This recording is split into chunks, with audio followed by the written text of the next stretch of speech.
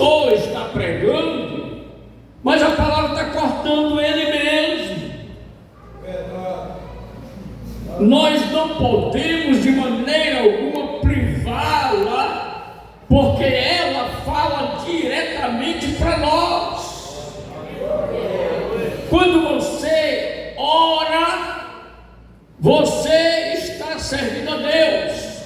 Mas quando você lê a Bíblia, você também está orando e está servindo a Deus.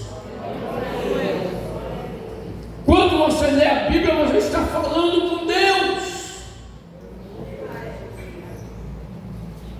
Quando alguém lê a Bíblia para você, Deus está falando contigo.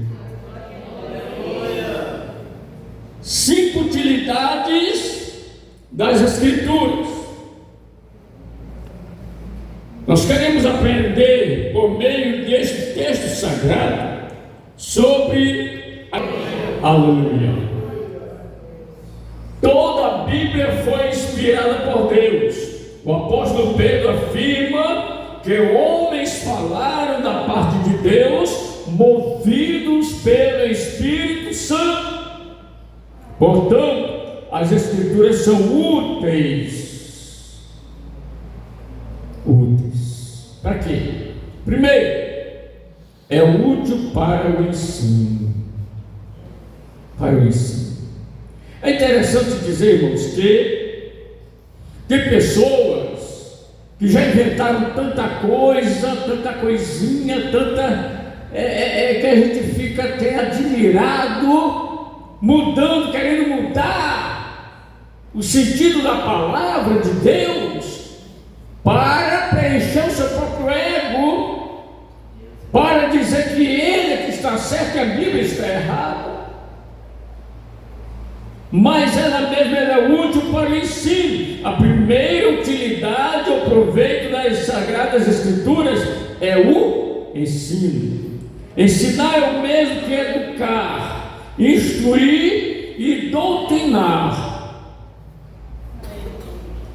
Por isso nós chamamos culto de doutrina ou culto de ensinamento. Porque doutrinar é a mesma coisa que ensinar ou educar. Quando nós somos educados pela palavra de Deus, nós andamos segundo a palavra de Deus. E quantos andam segundo a palavra de Deus? Levanta a sua mão de glória a Deus. É útil para ensinar, ensinando-os. Olha o que diz aqui em Mateus 28 e 20. Jesus diz: ensinando-os a guardar todas as coisas que tenho ordenado a vocês.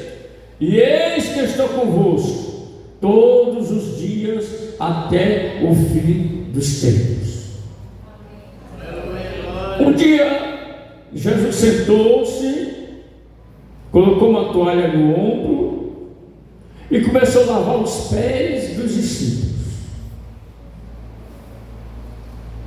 Aí, quando chegou a vez de Pedro disse: Senhor, de maneira alguma, tu vai lavar os pés. Não, isso aí de forma alguma. Aí Jesus disse: olha, se eu não lavar teus pés, tu não tem parte comigo. Senhor, lava logo meus pés, lava minha cabeça, lava meu corpo. Aí o que Jesus disse: não, só vou lavar os pés, porque vós já foste lavados pelo que, irmãos? Pela palavra que eu vos tenho pregado. Palavra, Bíblia. Ela que nos lava, ela nos purifica, ela nos edifica, ela nos limpa, e por ela nós herdamos a vida eterna. Não é de qualquer forma, não, irmãos. Não. Pedro queria ser lavado logo completo, mas Jesus disse: olha, já fostes lavados pela palavra que eu vos tenho pregado.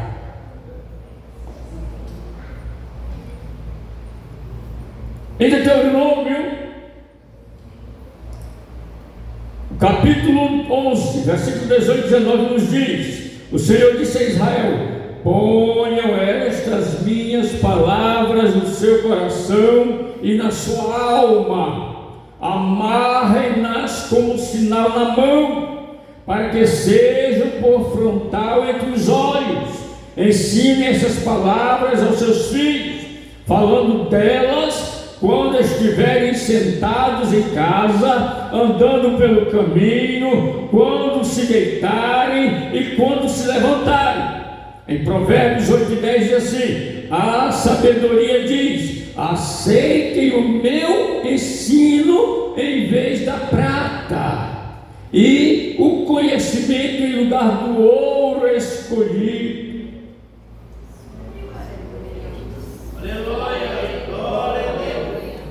É melhor o ensinamento de Deus do que a prata ou o ouro. Nós devemos receber melhor, aceitar melhor do que a prata e o ouro, o ensinamento de Deus. Existe um provérbio, alguns dizem que é árabe, outros dizem que é provérbio judeu, que diz o seguinte: 3 tipos de pessoas que erram. 3 tipos de pessoas que erram. Não sei se os irmãos já ouviram isso aqui. Primeiro, aquele que sabe e não ensina. Para que serve? E que adianta aprender tanto e não ensinar para ninguém? Eu já conheci vários irmãos que a gente quer colocar no cargo e ele não aceita, mas quando vai falar com ele é uma sabedoria tremenda, já leu a Bíblia várias vezes, mas não ensina ninguém, não aceita ser professor de escola dominical, não aceita colocar como obreiro, não aceita nada, então não está servindo para nada a sua sabedoria. Segundo, primeiro, aquele que sabe e não ensina, né? Ou melhor, e o segundo, aquele que não sabe e não pergunta. Já imaginou?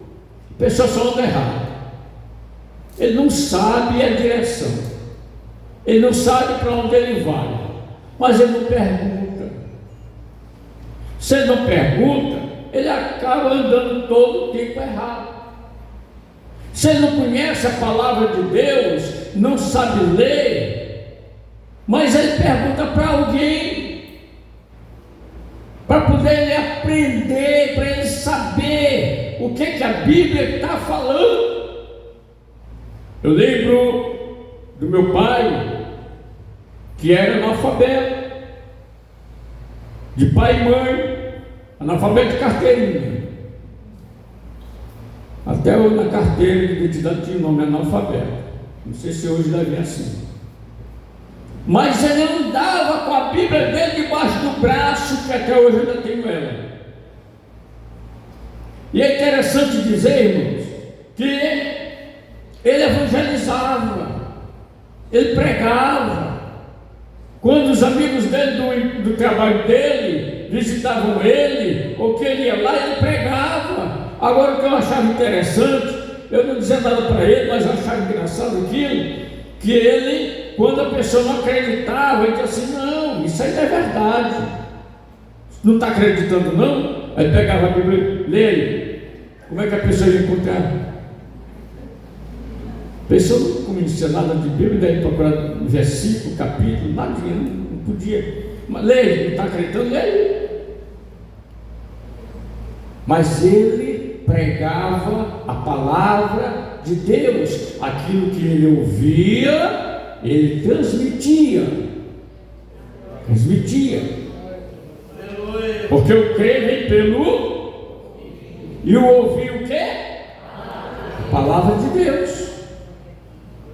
Como posso crer se ninguém me ensinou, se ninguém pregou para mim?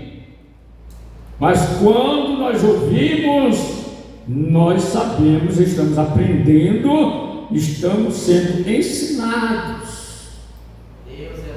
Agora, a terceira pessoa que erra, segundo o provérbio árabe ou então provérbio judeu. Terceiro tipo de pessoa que erra, aquele que ensina e o quê? Não sei se alguém sabe. Exatamente. Aquele que ensina e não pratica. Aquele que ensina e não pratica. Anda errado. Determinado jovem estava evangelizando na rua, e o outro jovem ouvindo ele, e dizia para ele, depois disse para ele: o que tu faz fala tão alto que eu não consigo ouvir o que tu diz. Ele evangelizando, falando do amor de Deus, mas o testemunho dele era precário. E o outro disse: o que tu fala, o que tu faz fala tão alto que eu não consigo ouvir o que tu diz. Então aquele que ensina e não pratica não tem utilidade nenhuma a palavra que ele ensina. Segundo, a segunda utilidade das Escrituras, ela é útil para a repreensão. Repreensão. A repreensão é o ato ou efeito de repreender, admoestar e redarguir. Em Provérbios 3, 11, 12 nos diz: o Senhor nos diz através de sua palavra: meu filho, não rejeite a disciplina do Senhor, nem se aborreça com a sua repreensão, porque o Senhor repreende a quem ama, assim como o pai repreende o filho a quem quer bem. Em 1 Timóteo 5:20, Paulo orienta Timóteo dizendo: aos que pecarem, repreende-os. Isso aqui é pesado, isso aqui é duro, mas é Bíblia. Quem crê na Bíblia? Levanta a mão mais uma vez. Oh, glória!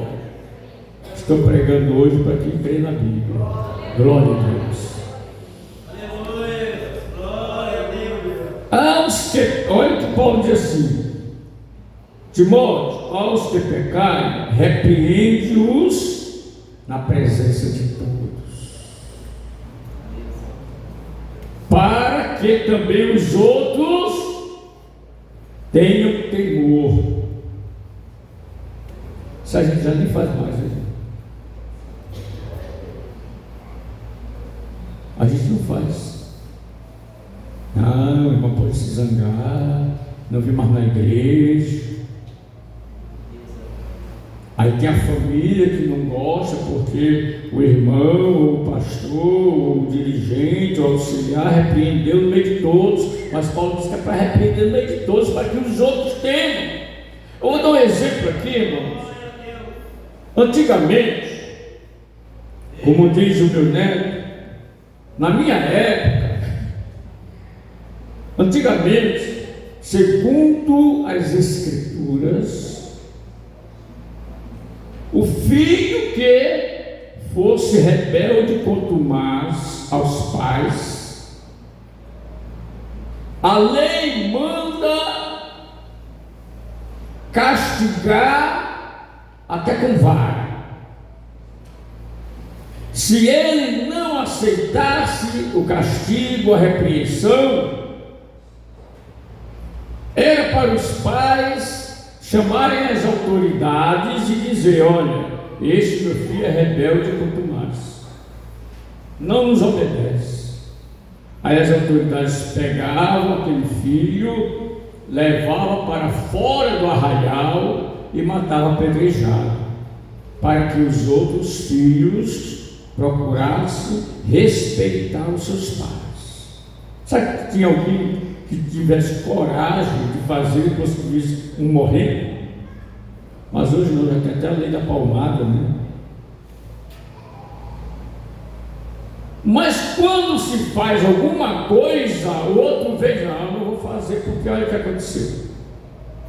Aconteceu com fulano, então não vou fazer.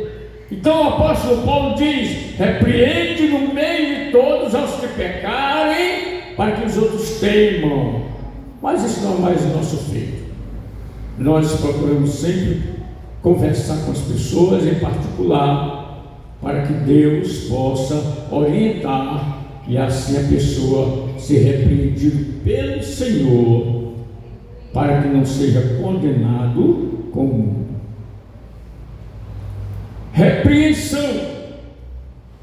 Em Provérbios 27:5 diz assim: o sábio Salomão ainda afirma: melhor é a repreensão franca do que o amor encoberto. Em Eclesiastes 7:5 diz assim: melhor é ouvir a repreensão do sábio do que ouvir a canção dos tolos. Em Hebreus diz que o filho, ele aceita a repreensão. O filho de Deus, o crente, aceita a repreensão. Mas aquele que não aceita, ele é o quê? Quem sabe? Ele não é filho, ele é bastardo. É a Bíblia que diz. O filho que não aceita a repreensão de Deus, ele é bastardo, ele não é filho. Aleluia! Nós devemos entender que quando somos repreendidos, somos disciplinados pelo Senhor. Lá em 1 Coríntios capítulo 11, versículo 32, nos diz assim: e quando somos repreendidos ou disciplinados, na Bíblia atualizada diz disciplinados.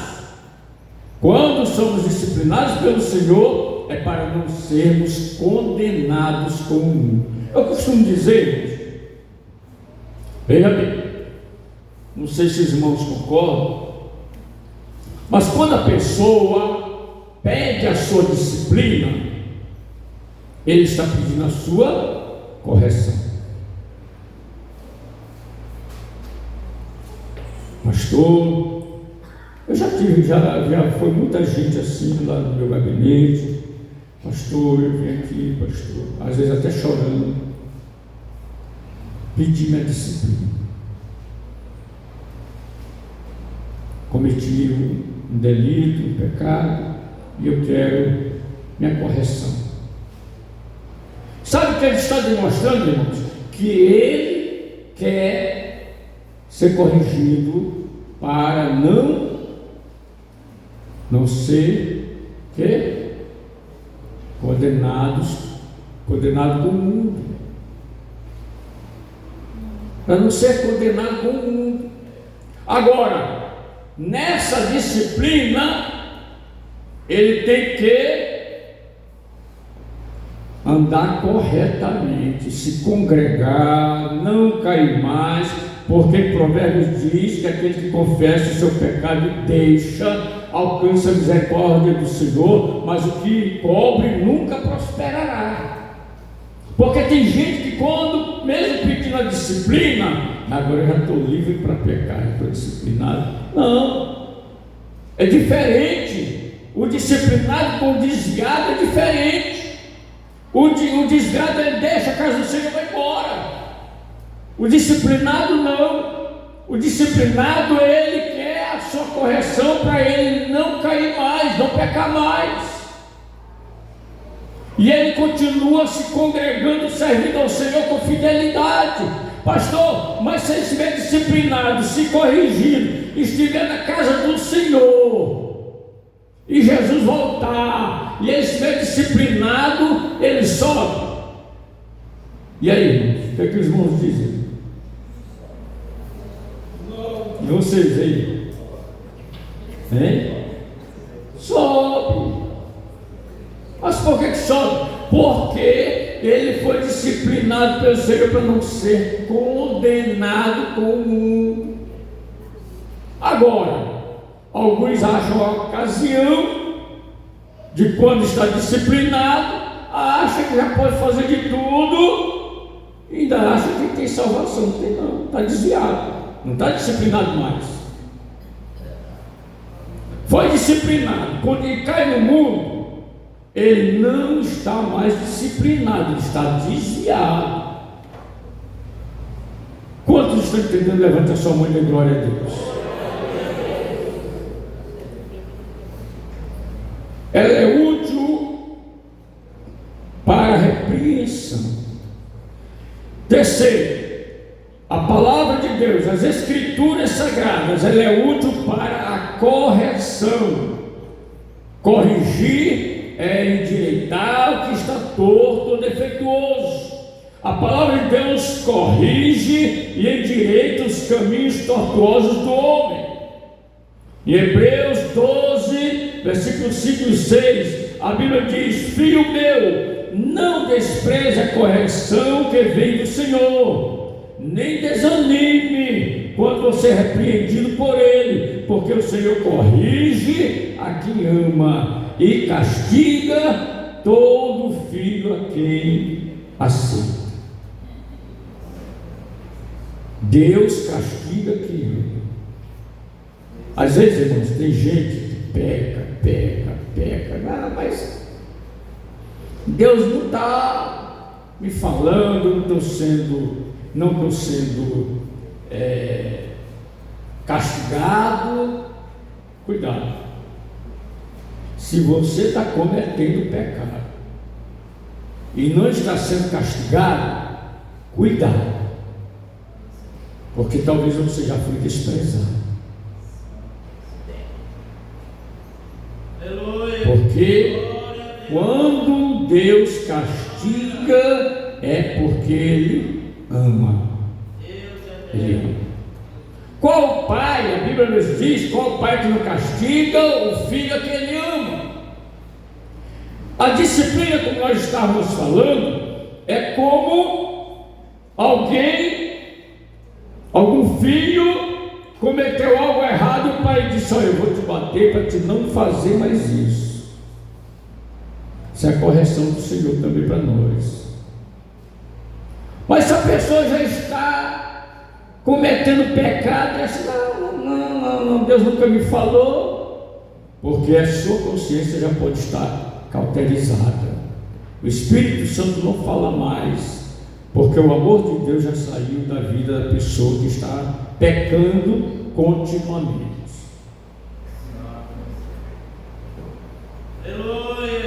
Mas o castigo não vem só para quem peca, não. As coisas difíceis, as doenças não vêm só para quem peca, não. Nem todo castigo, ou melhor, nem toda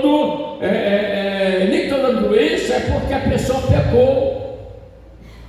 Ele pode estar passando por uma prova. Eu vi um irmão dirigente meu dizendo uma coisa e eu concordo com ele. O que ele diz? A pessoa diz: não, porque eu estou passando uma prova. E o irmão dirigente, conhecendo a vida dele, disse: não, isso não é prova não, isso é castigo. Com a vida que você vive, não é prova. A prova é para quem anda certo com Deus, quem está certo com Deus. Mas para quem está andando todo errado, isso não é prova, isso é castigo.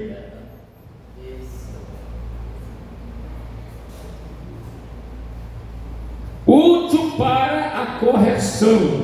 Em Gálatas 6:1 diz assim: Paulo escrevendo aos Gálatas diz: irmãos, se alguém for surpreendido em alguma falta, vocês que são espirituais, restaurem essa pessoa com espírito de brandura, e que cada um tenha cuidado para que ele não seja também tentado naquele mesmo caso.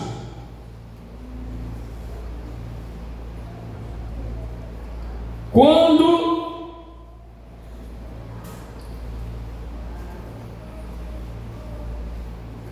o sábio Salomão,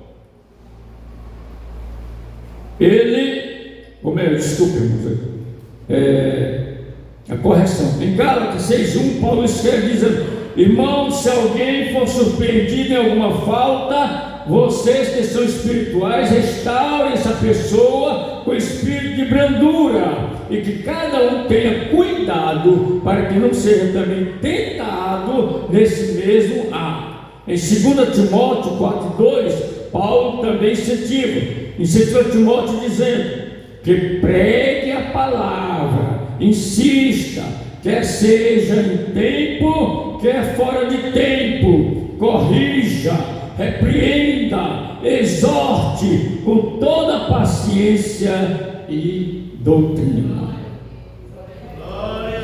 A palavra de Deus, ela é útil para a correção. E quarto, ela é útil para a educação na justiça. Educar é o mesmo que instruir. As Escrituras são proveitosas para instruir o homem na justiça. Em Provérbios 6:23, a Bíblia afirma que o mandamento é lâmpada e a instrução é luz. E as repreensões da disciplina são o caminho da vida. Em Provérbios 9:9, Salomão nos aconselha dizendo: dê instrução ao sábio e ele se tornará mais sábio.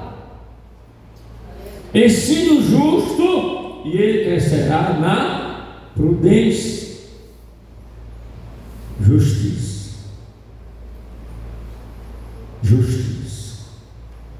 Ser justo. O salmista disse: eu fui moço e agora já sou velho, e nunca vi um justo desamparado, e nem a sua descendência mendigar o pão.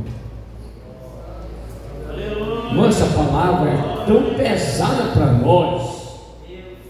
Justiça. Tem irmãos que dizem assim: eu não sei, a Bíblia diz nunca, que o salmista fala que ele nunca viu um justo desamparado e nem a sua descendência mendigar o pão. E eu estou passando fome, eu sou crente. Bom, a Bíblia não diz que eu nunca vi um crente desamparado, diz um justo. Às vezes a pessoa é crente há tantos anos e não é justo,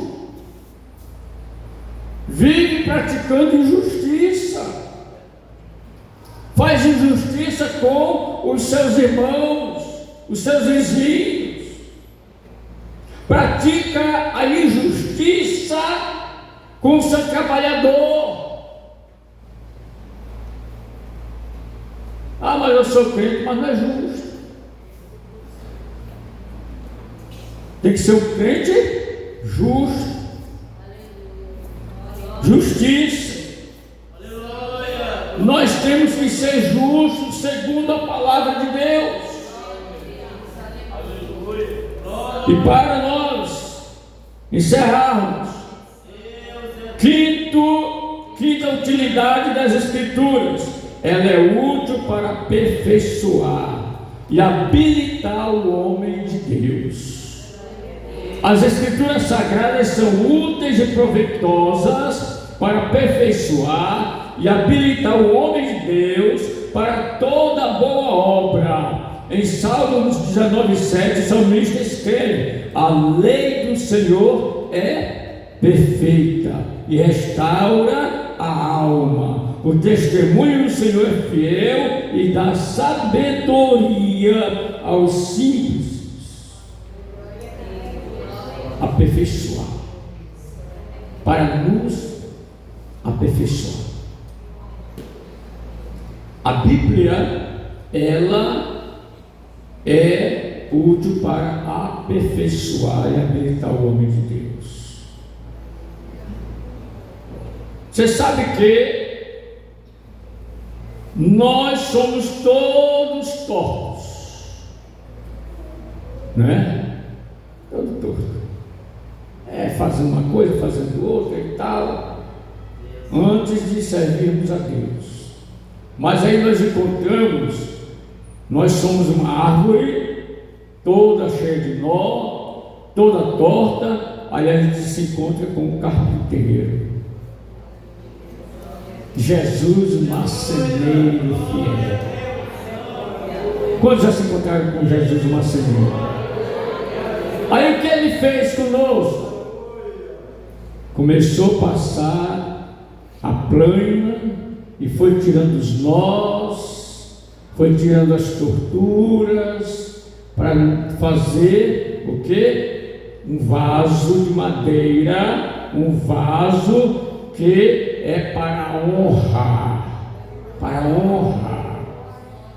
O carpinteiro nos fez algo para honrar, e isto é maravilhoso para nós, porque nós somos honrados por Deus. Nós passamos pelo aperfeiçoamento. E o que é que nos ensina no aperfeiçoamento? A Bíblia.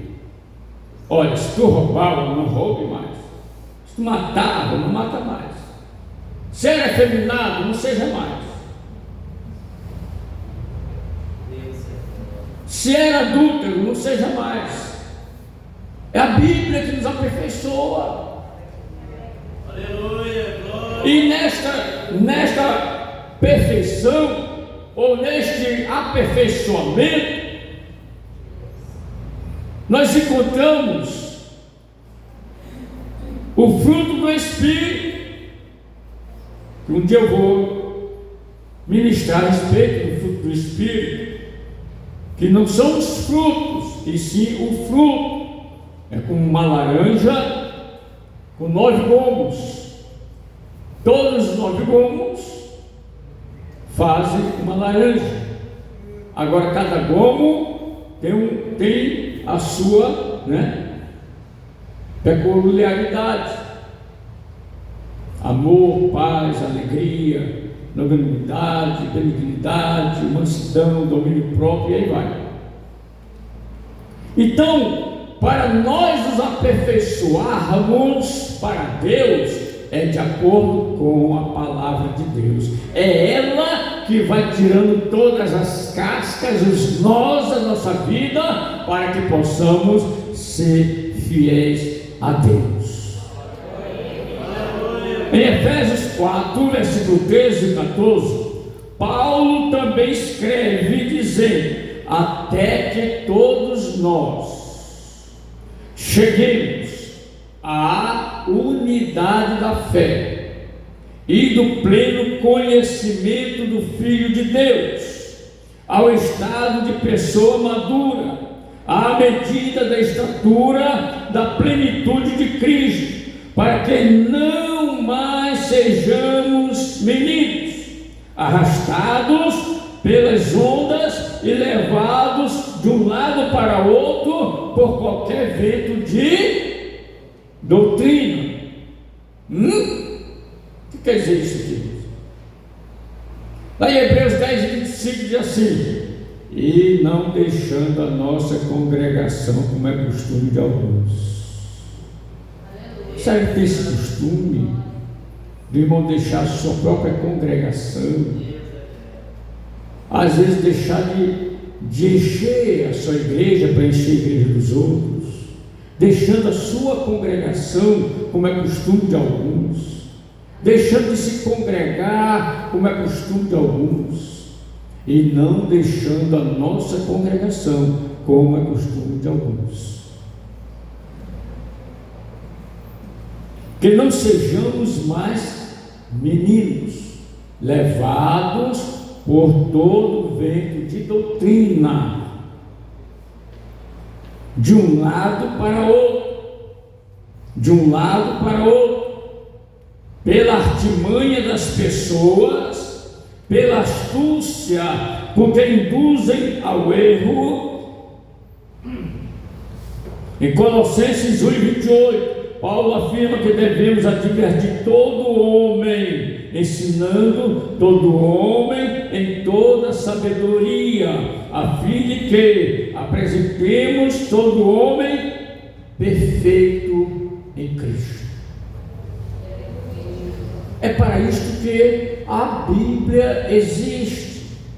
É o nosso manual de vida.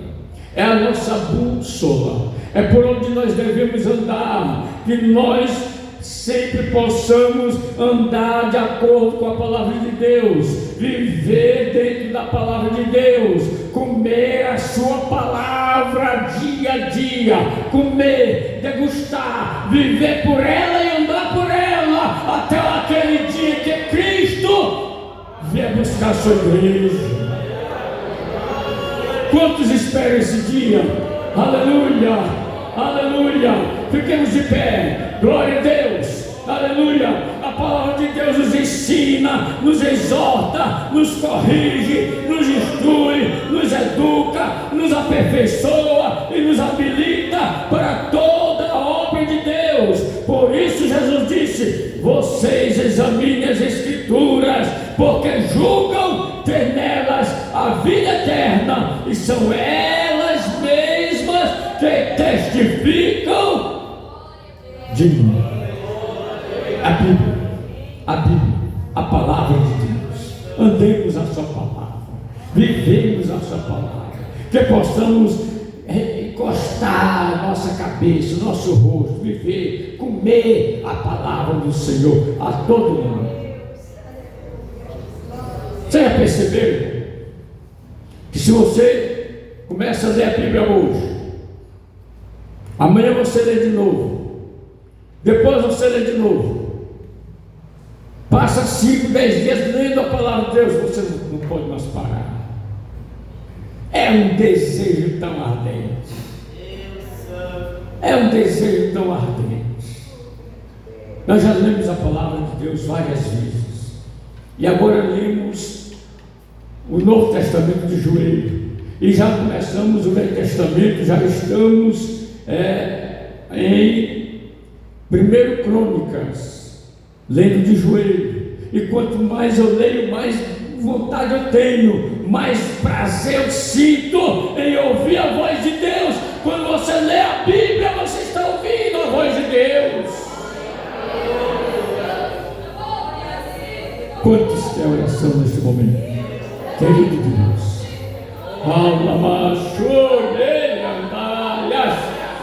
nesse momento, meu Pai, eu te apresento a tua igreja, e que possamos, Senhor, estar firmes na tua palavra, para não pecarmos contra ti. Usa misericórdia para conosco, meu Deus. Incendeia a nossa alma, incendeia a tua igreja, incendeia-me, incendeia minha família, e que possamos, ó Pai, estar cheios do teu Espírito Santo. Em nome de Jesus nós te agradecemos.